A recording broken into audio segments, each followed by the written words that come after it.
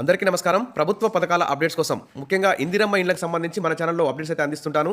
ఇటు ప్రభుత్వానికి, ఇటు ప్రజలకి ఇల్లు కావాలని ఎదురు చూస్తున్న ప్రజలందరికీ కూడా మన ఛానల్లో మంచి మంచి ఇన్ఫర్మేషన్, ఎలా అప్లై చేసుకోవాలి, ఎలా లబ్ధి పొందాలి అనే అంశాల మీద ఎలా ప్రాసెస్ ఉంటుంది, అన్ని అంశాలు మన ఛానల్లో వస్తాయి. కాబట్టి ఖచ్చితంగా ఈ వీడియోకి అయితే 1000 లైకులు ఎక్స్పెక్ట్ చేస్తున్నాను. ఖచ్చితంగా లైక్ చేయండి. అప్పుడే మీకు ఇందిరమ్మ ఇల్లు ఇటు ప్రభుత్వానికి ఇన్ఫర్మేషన్ అందే అవకాశం ఉంటుంది, మీకు కూడా మంచి ఇన్ఫర్మేషన్ వచ్చే అవకాశం ఉంటుంది. కాబట్టి 1000 లైకులు అయితే ఎక్స్పెక్ట్ చేస్తున్నాను. ఇక వివరాల్లోకి వెళ్తే, ఇందిరమ్మ ఇంకెప్పుడమ్మా, పేదలకు దీపావళి కానుక ఏమైంది, దసరా కానుక ఏమైంది, కనీసం సంక్రాంతి వరకైనా ఇందిరమ్మ ఇల్లు ఇస్తారా ఇవ్వరా అని చెప్పేసి మరి పేద ప్రజలందరూ కూడా ఎదురు చూస్తున్నారు. ఇక్కడ చూస్తే ఈ సర్వే వల్లనే మరి ఇందిరమ్మ ఇళ్ళ అర్హుల జాబితా తయారు చేయడం అయితే లేట్ అవుతుందని చెప్పుకోవచ్చు. దాదాపు నవంబర్ 6 నుంచి 20 వరకు మరి గ్రామాల వారీగా గ్రామ సభలు పెట్టి ఇందిరమ్మ ఇళ్ళ అర్హులని సెలెక్ట్ చేస్తాం. గ్రామ సభ నడిపడిన ఎంఆర్ఓ ఆధ్వర్యంలో, ఇందిరమ్మ కమిటీల ఆధ్వర్యంలో ఇందిరమ్మ ఇల్లు లిస్టు తయారు చేస్తామని చెప్పిన ప్రభుత్వం ఇప్పుడు ఈ సర్వే వల్ల ఇక ఒక నెల ఇంతవరకు అయితే ఎలాంటి ప్రాసెస్ అయితే జరగడం లేదు. మరి ఈ సర్వేలో సేకరించినటువంటి మీకు స్మార్ట్ ఫోన్ ఉందా, టీవీ ఉందా, వాషింగ్ మిషన్ ఉందా, ఏసీ ఉందా, ఫ్రిడ్జ్ ఉందా, మోటార్ సైకిల్ ఉందా, ఈ విధంగా అన్ని ఆదాయాలు అడుగుతున్నారు. మీరు అప్పులెన్ని, ఆస్తులెన్ని, ఇవన్నీ అడిగి మరి దీనికి ఇందిరమ్మ ఇళ్ళకి ఏమైనా లింక్ పెట్టాలని చూస్తుందా, లేకుంటే మరి సర్వే కంటే ముందే మరి ఇందిరమ్మ ఇల్లు ఇవ్వచ్చు కదా, ఇప్పుడు ప్రభుత్వం ఏర్పడి సంవత్సరం అయింది అని ప్రజలైతే చాలా డౌట్గా ఆందోళనగా అయితే ఉన్నారు. ఎందుకంటే చాలామంది గ్రామాల్లో, పట్టణాల్లో అయితే ఇందిరమ్మకు ఇళ్ళ కోసం ఎదురు చూస్తారు. ఎందుకంటే ఇల్లు అనేది ఆత్మగౌరవానికి సూచిక. కాబట్టి ఇల్లు ఉంటే వాళ్ళకు ఒక ఆర్థికమైన భరోసా, మానసిక ధైర్యం ఉంటుంది. కాబట్టి మరి ఇళ్ళ కోసం అయితే ఎదురు చూస్తున్నారు. ఎన్నికల హామీల్లో భాగంగా కూడా గత బీఆర్ఎస్ ప్రభుత్వం ఈ డబుల్ బెడ్రూమ్ ఇళ్లపై దృష్టి అయితే పెట్టలేదు. మరి కాంగ్రెస్ ప్రభుత్వం అయితే ఎన్నికల మేనిఫెస్టోలోనే 22 లక్షల ఇల్లు కట్టిస్తామని చెప్పేసి హామీ ఇచ్చింది. కానీ మరి ఇంతవరకు 1 ఇయర్గా వస్తున్నా కానీ ఇంతవరకు మరి ఇందిరమ్మ ఇళ్ళ మీద చలనమైతే లేదు. మరి ఈ సర్వే వల్ల మా ఇందిరమ్మ ఇల్లు కట్ అవుతాయా, మా రేషన్ కార్డు కట్ అవుతాయా, మరి సర్వే సమాచారంతో ఒక స్మార్ట్ కార్డు ఇస్తామంటున్నారు. మరి ఈ స్మార్ట్ కార్డు వల్ల మాకేమైనా నష్టం జరుగుతుందని చెప్పేసి కూడా ప్రజలైతే ఆందోళన చెందుతున్నారు. మరి ఈ సర్వేకి, ఇందిరమ్మ ఇళ్ళకి, రేషన్ కార్డులకి, ఈ ఫ్యామిలీ డిజిటల్ కార్డులకి ఏం సంబంధం లేకుండా ప్రభుత్వం ప్రతి అర్హునికి గతంలో ఎలా ఉందో అలాగనే ఈ సర్వేతో సంబంధం లేకుండా మరి ఇందిరమ్మ ఇల్లు మంజూరు చేయాలి అని చెప్పేసి కోరుకుంటున్నారు. సరే, ఏది ఏమైనా ఇంకా ఇలా లేట్ చేయడం కుదరదు. సర్వేనే సాగుతుంది. దానికి సర్వేకి సమాంతరంగా మరి ఇందిరమ్మ ఇళ్ళ అర్హుల లిస్టును కూడా మరి నవంబర్ 20 లోపు చేస్తామన్నారు. కనీసం నవంబర్ 30 లోపైన గ్రామాల వారిగా సెలెక్ట్ చేయాలి. తర్వాత ఏ జిల్లాకు ఎన్ని ఇళ్ళు వచ్చాయి, ఏ మండలానికి ఎన్ని ఇళ్ళు వచ్చాయి, తర్వాత ఏ గ్రామానికి ఎన్ని ఇళ్ళు వచ్చాయనే లిస్టు కూడా ఇంతవరకు పెట్టట్లేదు. తర్వాత ఏ క్యాస్ట్ వారికి ఎన్ని ఇళ్ళు వచ్చాయి, ఏ గ్రామంలో క్యాస్ట్ల వారిగా, ఎస్సీ వారికి, ఎస్టీ, బీసీ, ఓసీ, వెనుకబడిన వారికి ఏ క్యాస్ట్ వారికి ఎన్ని ఇళ్ళు వచ్చాయి అనేటువంటి క్లారిటీ కూడా ఇంకా ఇంతవరకు ప్రభుత్వం అయితే ఇవ్వలేదు. అన్ని మార్గదర్శకాలు అయితే విడుదల చేసింది. 5 లక్షలు ఇస్తాం, రేషన్ కార్డు లేకుండా ఇస్తాం, మొదటి ఫేజ్లో 5 లక్షలు 4 దశల్లో ఇస్తాం, ఫస్ట్ జాగా ఉన్న వారికే ఇస్తాం, మీ ఇష్టం ఉన్న విధంగా 400 అడుగుల్లో మీరు ఇల్లు కట్టుకోండి, ఈ విధంగా అన్నీ ఇచ్చారు.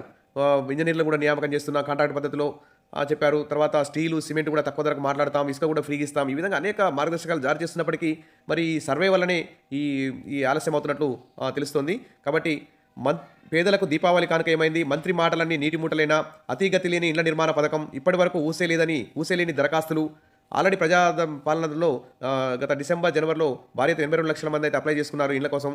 మళ్ళీ అప్లై చేసుకోవాలా, మరి ఆ దరఖాస్తులనే పరిశీలిస్తారా, ఇప్పుడు కొత్తగా ఏమైనా పెళ్ళైన ఫ్యామిలీలు ఉంటే మరి వారు కొత్తగా అప్లికేషన్ పెట్టుకోవడానికి అవకాశం ఇస్తారా ఇంకా అని చెప్పేసి అందరూ కూడా బాధపడుతున్నారు. పల్లెల్లో మొదలు కాని గ్రామ సభలు, ఇంకా పూర్తి కాని లబ్ధిదారుల ఎంపిక, దీపావళికి ఇండ్లకు ముగ్గులు పోస్తాం, పేదలకు దీపావళి కానుక ఇస్తాం, ఈ నెల 5, 6 తేదీలు, నవంబర్ 5, 6 తేదీల నుంచి దరఖాస్తులు స్వీకరించి గ్రామ సభలో లబ్ధిదారులు ఎంపిక చేస్తాం. ఇవి ఇందిరమ్మ ఇళ్ల పథకానికి సంబంధించి గృహ నిర్మాణ శాఖ మంత్రి పొంగులేటి శ్రీనివాసరెడ్డి వివిధ సందర్భాల్లో చెప్పిన మాటలు. ప్రభుత్వం ఏర్పడి 11 నెలలు కావస్తున్నా, దీపావళి పండుగ 10 రోజులు గడుస్తున్నా ఇంతవరకు ఇందిరమ్మ ఇళ్ల వ్యవహారం కొలికైతే రాలేదు.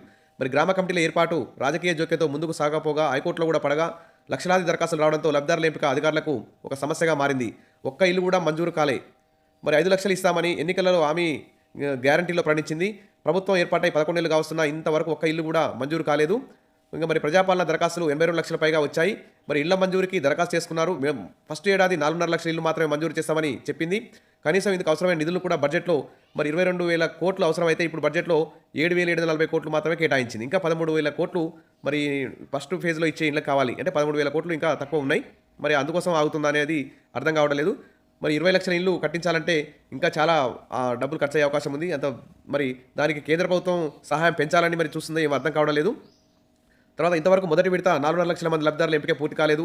గ్రామ సభల్లో లబ్ధిదారులను ఎంపిక చేస్తామని మొదట తేదీలు ప్రకటించిన ప్రభుత్వం ఆ తర్వాత లబ్ధిదారుల ఎంపికకు గ్రామ కమిటీలు ఏర్పాటు చేసినట్టు ప్రకటించింది. ఆయా వర్గాల నుంచి సభ్యులను నియమించాల్సి ఉండగా ఇవి పూర్తిగా రాజకీయ కమిటీలుగా మారిపోతాయనే విమర్శలు గుప్పమన్నాయి. అప్పుడు కొంచెం ఆలస్యంగా ఈ కమిటీల నియామకం జరుగుతుంది. మంత్రిది తలవదారి. కేంద్రం నిధులు ఇచ్చినా ఇవ్వకపోయినా తాము ఇందిరమ్మ ఇల్లు నిర్మించి తీరుతామని మంత్రి పొంగులేటి శ్రీనివాసరెడ్డి ఇటీవల ప్రకటించారు. కానీ ముఖ్యమంత్రి రేవంత్ రెడ్డి మాత్రం గతంలో అధికారులతో నిర్వహించిన సమీక్ష సమావేశంలో కేంద్రం నుంచి సాధ్యమైనంత ఎక్కువ ఇండ్లు రావడానికి కృషి చేస్తామని ఆదేశించారు. ఒక్కో ఇంటికి కేంద్రం 1,20,000 మాత్రమే మంజూరు చేస్తుంది. అందులో మిగతా ఈ 3,80,000 మాత్రం మన రాష్ట్ర ప్రభుత్వం వాటాగా చెల్లించాల్సి ఉంటుంది. ఈ ఏడాది ఇండ్ల కోసం ప్రభుత్వ బడ్జెట్లో 7,740 కోట్లు మాత్రమే కేటాయించింది. ఇంకా 13,000 కోట్లు తక్కువ ఉన్నాయి. కాబట్టి మిగిలిన రెండింతల నిధులు ప్రభుత్వం ఎక్కడి నుంచి తెస్తుందో అనేది స్పష్టత లేదు. మంత్రి మాత్రం కేంద్రం ఇచ్చినా ఇవ్వకుండా ఇల్లు నిర్మించి తీరుతామని ప్రకటిస్తున్నారు. మార్చి నెలలో ఇండ్ల పథకాన్ని ప్రారంభించారు. మరి 7 నెలలు పూర్తయి 8వ నెలలు నడుస్తున్నా ఇంతవరకు ఒక్క ఇల్లు కూడా మంజూరు కాలేదు. దీన్ని బట్టి ఇళ్ల నిర్మాణంలో ప్రభుత్వానికి ఉన్న చిత్తశుద్ధి ఏపాటితో అర్థం చేసుకోవచ్చని ప్రజలైతే చెప్తున్నారు. మన రూటే సపరేటు. గృహ నిర్మాణ పథకానికి సంబంధించి ఇతర రాష్ట్రాలు కేంద్ర నిధులను ఎలా వాడుకుంటున్నాయో అధ్యయనం చేసేందుకు ఆంధ్రప్రదేశ్, ఉత్తరప్రదేశ్, తమిళనాడు, కర్ణాటక, మహారాష్ట్ర తదితర రాష్ట్రాల్లో కూడా అధికారులు పర్యటించి ఏపీ, ఉత్తరప్రదేశ్, తమిళనాడు తదితర రాష్ట్రాల్లో పీఎం ఆవాస్ యోజన నిబంధనల ప్రకారమే లబ్ధిదారుల ఎంపిక జరుగుతుండగా కర్ణాటక, మహారాష్ట్రలో మాత్రం పీఎం ఆవాస్ యోజన అమలు చేస్తూనే దానికి సమాంతరంగా రాష్ట్ర ప్రభుత్వాలు సొంతంగా ఒక పథకాన్ని రూపొందించినట్టు తెలిపారు. మరి నిధులు మాత్రం పీఎం ఆవాస్ యోజన పథకం మాదిరిగానే మంజూరు చేస్తున్నారు. పీఎం ఆవాస్ యోజన పథకం కింద లబ్ధిదారుల ఎంపిక కేంద్రం చేపడుతుంటే రాష్ట్ర గృహ నిర్మాణ పథకం లబ్ధిదారుల ఎంపిక రాష్ట్ర ప్రభుత్వాలు చేపడుతున్నాయి. రెండు పథకాలకు నిధులు ఒకేలా ఉండడంతో ఆ రాష్ట్రాలపై పెద్దగా ఆర్థిక భారం అయితే పడలేదు. మన రాష్ట్రంలో మాత్రం పరిస్థితి అందుకు భిన్నంగా ఉంది. ఒక్కో ఇంటికి 5 లక్షల చొప్పున ఇవ్వనట్లు రాష్ట్ర ప్రభుత్వం ప్రకటించడంతో లబ్ధిదారుల ఎంపిక ఎలా ఉన్నా కేంద్రం ఇచ్చే నిధులకు రాష్ట్రం తమ వాటా కలపక తప్పదు. దీనికి ఒక ప్రత్యేక యాప్ను తయారు చేస్తున్నాం. గ్రామాల్లో ఒక యాప్, పట్టణాల్లో ఒక యాప్ అని చెప్పారు. మరి యాప్ కూడా రెడీ అయిందని చెప్పారు. మరి కేంద్ర ప్రభుత్వం ఎన్ని నిధులు ఇస్తుంది, రాష్ట్ర ప్రభుత్వం ఎన్ని నిధులు ఇస్తుంది, మరి కేంద్ర ప్రభుత్వం ఎక్కువ ఇండ్లు మంజూరు చేయకపోతే మరి రాష్ట్ర ప్రభుత్వం ఈ 20 లక్షల ఇండ్లు కట్టిస్తుందా, కట్టియదా? మరి కేంద్ర ప్రభుత్వం నిధులు ఇస్తేనే 20 లక్షల ఇండ్లు కట్టిస్తుందా ప్రభుత్వం? మరి ఏది క్లారిటీ అయితే లేదు. మరి కేంద్ర ప్రభుత్వం కూడా వెంటనే నిధులు అయితే మంజూరు చేయాలి.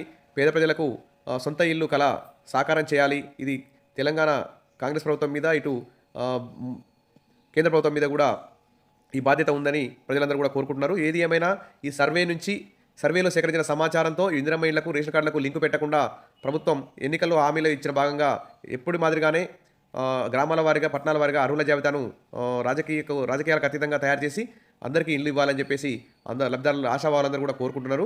ఖచ్చితంగా సంక్రాంతి వరకు ముగ్గులు పోసే విధంగానైనా ఇండ్లు సగం బేస్మెంట్ లెవెల్ వరకు పోయే విధంగా ప్రభుత్వం చర్యలు తీసుకుంటుందని చెప్పి ఆశిద్దాం. Wish all the best. మరిన్ని అప్డేట్స్ కోసం మన ఛానల్ని ఫాలో అవుతుండండి. ఈ వీడియో మాత్రం ఒక 1000 లైక్లు వేయండి. ఎందుకంటే ఈ విషయం అందరికీ తెలియాలి కాబట్టి లైక్ చేస్తారని చెప్పి ఆశిస్తూ విష్ ఆల్ ద బెస్ట్. మరిన్ని అప్డేట్స్ కోసం ఫాలో అవుతుండండి. Thank you.